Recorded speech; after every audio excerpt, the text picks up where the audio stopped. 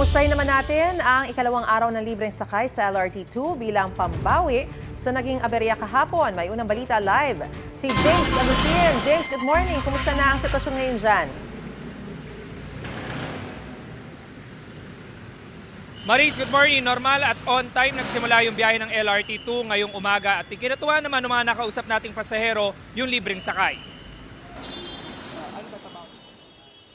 Kabilang si Senon sa mga naabalang pasahero sa pagkaantala ng operasyon ng LRT2 kahapon.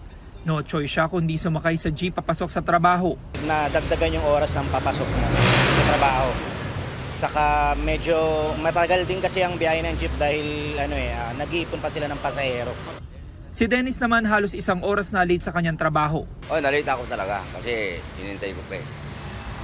So, okay lang naman. Mabilis naman pag-LRT. Na-delay nga lang ang biyahe nila.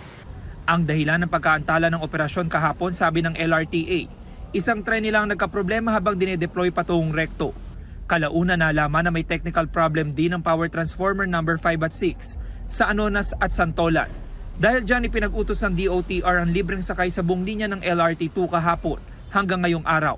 Iginatuwa naman ito ng mga pasahero. Malaking bagay kasi at least kahit paano nakabawi naman sila doon sa pagkukulan nila kahapon.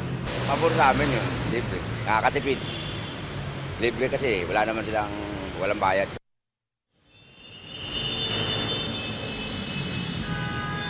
Samantala, Maris, ngayong umaga hindi pa naman ganun karami yung mga pasahero na papasok dito po yan sa LRT Cubao Station. Yan ang unang balita mula rito sa Quezon City. Ako po si James Agustin para sa GMA Integrated News.